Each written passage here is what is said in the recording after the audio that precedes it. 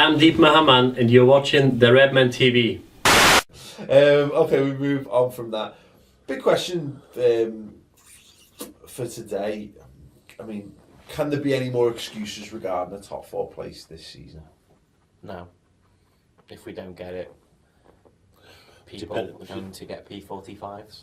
It depends who you mean the excuses for. I mean, I think there could be a lot of excuses for us not to make top four, but I don't think Brendan Rodgers can survive us not getting the top four. Yeah, I think because we were doing this filming in the week, predicting the Premier League places and whatever, and I was quite impassioned at having a go at Man United and saying how like Man United fans are talking about finishing fourth as though that's a big achievement for them when they finished in the top four last season. They should be challenging for the title, and if they're not challenging for the title, then that's a disgrace for Man United. But you know, if Liverpool cannot get back into the top four, and I know there's clubs above us have bought and done all this kind of stuff, but because if we can't get back in the top four, what's the point? Is that Liverpool are basically we're going to be consigned to fifth and sixth for all it takes? I don't think so. I don't think it's that bad at all. I think we should obviously be wanting to get back in the top four, but much like Man United, it's not just about getting back into the top four. Top four is a stepping stone for us to bigger and better things. Now, you know, are there any excuses? I agree with John, not for Brendan Rodgers, but I think FSG will find somebody else who can get us into the top four, and that search will continue forever. You know, we exist to win trophies and to win leagues. And that's what FSG want us to do. I think they've proved it over the time they've been here. Yeah. I think they've spent enough money, and we should have been in the top four last season. You know, only through mistakes from transfer committees and managers and players that we weren't in there. So I don't think it's a doom and gloom. I think we still strive to be the best, and we are showing that. It's just very difficult now because the landscape of football has changed. Yeah, very much. I mean, you look at the money that's coming in next year. Already we've seen clubs like Stoke buy and play. The players they're buying this year, you thought, Stoke? And that's because of money. And next year, everyone's going to have a shed load more money. And they're going to be buying better and better players. It's going to be more and more difficult. Yeah. The sooner we get back up there, the better. Yeah, and I just, like I say, I think in terms of Liverpool's ambition, ultimately we are aiming for that. But, you know, anything outside of the top four this season for me has got to be considered a massive failure. And if it is just Brendan Rodgers that falls on his sword, that's kind of fine. But something has to be. If he goes, almost everything goes, doesn't it? Yeah. Someone will come in and start from scratch. But this is the problem. No one will survive. But the problem is that if it doesn't work, and we don't like to focus too much on the negatives on these shows. But you know, in terms of if Brendan Rodgers can't do it, is it a case of? I mean, there's going to be a case made that it's because he's not good enough to do the job. But I think there's a stronger case to be made that the actual entire approach from the top down in what we're trying to do. Because if we miss out to Manchester United in fourth, it'll simply be because they went out and got a more experienced manager, and B, they simply bought better players. Yeah. The thing with United, I think United are going to be our biggest competition for fourth. They're not going to have De Gea in goal. If you look at the amount of points that De Gea saved them last season, apart from Liverpool being inept in the last 5 games of the season, if they'd actually have done something, we would have got fourth for me. Because at one point, I think it was February or beginning of March, we were 6 points off second, and we literally just fell apart towards the end. The big thing when we compare to United is I think United in the transfer market, it's not that they're necessarily buying better players. They've learned that, okay, next summer, and this summer included, more money got pumped into the football clubs, and everyone then goes, all right, well then that means we've got, I don't know, let's say just as a thing, 30 million, let's go spend that on Firmino. Yeah, that's good sign, 29 million, whatever it was. The fact is, when we get more money, what that does to the market just automatically boosts everyone's prices again. Yeah. And their skill is, one, acting quickly. I don't know if I'm not going to say they knock people up behind closed doors, but they're very good at saying, you know, in the news, oh, United are interested in Depay, and then a week later he signed. Yeah. Where in the past, before Firmino, ours has been like a pantomime of, are we going to sign them, are we not going to sign them? They've got to go on a flight from somewhere else, and it gets too public, and we get outbid or we get involved in bidding wars with people. Yeah. And that, I think, is the big problem of why we're not getting the players that we do need to get us into fourth. The main thing that's going to happen for this year, if we're going to get fourth or not, is if people could score goals. Yeah. Last year we just frankly did. We were better defensively, but we just in didn't score enough goals. But in terms of approach, and I can't fault again. You know, football's gone the way it's gone, and I love the idea of what FSG are doing, and you know, and spending within your means ultimately. You know, because we want a stable football club first and foremost. But you know, it's that thing of it's great buying Roberto Firmino for £30 million. But no one knows what he's going to do. And Angel Di Maria is a great point that you spending massive money on established players doesn't necessarily buy you everything. But I go back to the Van Persie thing. Mm-hmm. You know, if you need to identify, you need goals. I don't give a better example. Yeah, don't give a fuck. Well, Costa less because he's like 23, 24. He was that perfect.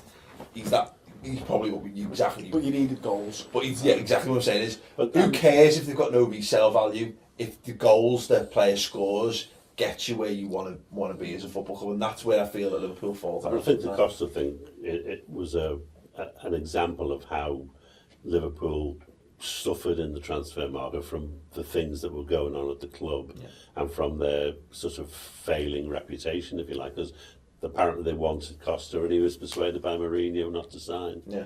You know, and you can't fault him for that ultimately, can you? He had more chance of winning trophies with Chelsea when and did it. Yeah. You know, I think I like Liverpool's strategy, but what I think FSG need to learn is that you can't be so close-minded in what you're doing. You know, there are times when you're going to have to buy experience to do that. Yeah. I think FSG have proven they've made mistakes and they've not made those same mistakes again. Yeah.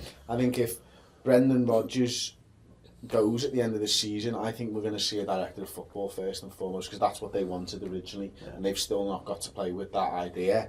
I also think you need a really strong manager to stand up to the owners and go, fuck off. I'm not buying that 23-year-old kid. I'm not having it. We need that 29-year-old for the same price. And there's the door, Mr. Matter. And they need to be good enough owners to go, do you know what, we appointed you, and if that's what the squad needs and that's what gets us into the top four, sound like it does feel like, actually this summer does feel like that. Yeah, the thing that Liverpool need to get into heads is resale value isn't necessarily how much you get when you sell them. It's how much the value they've brought to the club whilst they've been there. Yeah. Let's say we buy someone who's 27 instead of a 22-year-old who stays at the club, gets us in the top four. We stay in the top four, and then I don't know. We might win a league. Let's say they've brought in guaranteed Champions League football, staying in the Champions League, and then winning a title, winning a cup, whatever. That then makes you look more attractive. You can then get better players in. You've got Champions League money to spend on them. Yeah, you might sell them for 20p and a bloody pack of Space Invaders, whatever. Yeah. But the value they've brought to the club is it's increased the reputation, it's increased the value, and it makes us look attractive again. Yeah. Well, we had this conversation the other week, didn't we, about that not having any household names at Liverpool Football Club is already a damaging thing to our reputation. And we were actually we had a pint with Robbie from Arsenal Fan TV, and I was saying, look what Arsenal have done. Arsenal have won basically nothing for 10 years, but Arsenal are probably the second biggest supported club in the country worldwide because they've signed amazing players. They've brought up some amazing players over that time, but they're in the Champions League every single year. They get to the knockout stages pretty much every single year, and the people when you watch them football, they're the team, because if you want to support a team from outside of England, if you don't have that affiliation, that city affiliation, you look at Man United and go, well, you might just go for Man United because people do. It's the same reason everyone follows the Yankees or the Bulls or whatever. Dallas Cowboys. Yeah, and then equally you could look at like Chelsea and go, well, hang on, they've bought it all in. It's a bit still, but we'll get to see boss players. But you might not go with that approach. Arsenal are like the football choice because they have a great ethos of football. They've had some amazing players. you know, and the way they go about it's all sound like a proper football club, isn't it? So that's what they've got. They're on the worldwide stage, and they're not a store-bought manufactured club, and they're not also the super mega power. So they're a very appealing prospect. Liverpool should be that, but we've fallen under the radar. We've not got the big name players. We don't have Steven Gerrard anymore. We don't have someone that if you're, you know, that you want to have on your shirt alongside the best players in the world anymore. So it's something that needs to be why Milner's identified. been such a good buy for us, because it shows the club are not blinkered in terms of who they're bringing. In terms of age and profile, but the thing is, would we have gone and spent 20-25 million pounds on him if his contract wasn't up? I suspect it looks like See, no. the thing about if it works, maybe FSG next year. is this thing about living within your means. You know, if you're living within your means, that might limit how much you spend on players like that. But they are deliberately going out of their way to improve how much money they have in their means, so they will be able to compete better and better as the years go on. You know. Yeah, no, it is good. It's one of the things I'm absolutely. It sounds like I'm being a bit doom and gloom about it, but ultimately I know it's at the back of everyone's mind. You know, what if it doesn't work? But I do believe the fact is, breaking into the top four is really difficult because there's so much money in those top four. The thing we've even got to clubs. worry about with top four is, you know, we've got no more issues regarding top four. If an English club doesn't do well in the Champions League this year and next, it's top three. Yeah, we lose our other place to Italy. Yeah. And Italy are crap. It's Juventus and some Roma and whatnot. So it means you have to cheer on Chelsea and Man City. We need someone to get to the... I'll let other people do the cheering Can I for just them. say though, if England lose their place because of the falling coefficient or whatever, that's all Man City's fault. Yeah, because that's all Man City's fault, because they've bought their place at the top table in the Premier League, but they can't sustain it in Europe. It's an absolute. And I know us going into the Champions League and crashing out of the group stages hasn't done anyone any favours either. That's on us. But you know, since we did it once. But for it's Man City, Arsenal for and the Chelsea, money you know, when we have that stupid Thierry Henry advert, you can tell this is the best league in the world. No, it's not. We spend an absolute ton load of money to make it look good, but when we get into Europe, we're absolutely terrible. Because I know, granted, you look at the recent history, English clubs have won it, but there's also years where they just don't do anything. Yeah. Chelsea are going to win this year anyway. That's fine, and that'll all make everything right, apart from the fact that it'll be horrible that they've done it. Chelsea are going to get beaten in the final by Real Madrid. Well, either way, that'll be better actually, I think. Barcelona are going to win it again. Okay, there you go. If you want to watch the full show, go over to the redmentv.com. We've got loads more. We're going to be discussing no more excuses for the top four. We're going to be discussing Liverpool's potential outs in a greater deal of detail. Firmino and the excitement of him scoring a hat-trick in a completely meaningless behind closed doors game, and loads more. We'll annotate that at the end of the video. Click through, completely free for a month, and just £2 a month. Go and check it out. You'll love it, and if you don't, whatever. Cheers. So honestly, I think what Jack's alluding to, I think we've got a game plan for the next 6 games, let's say, and you know, we don't want to be chopping and changing too early on. You know, the team did well. We had a solid base against Stoke, and we managed to get 3 points. I think the idea is put the same team out there. Let's see if we can get a relatively comfortable victory, but with the idea that they're going to be the same team that are going to come into form against the likes of Arsenal and Man United when we're playing them.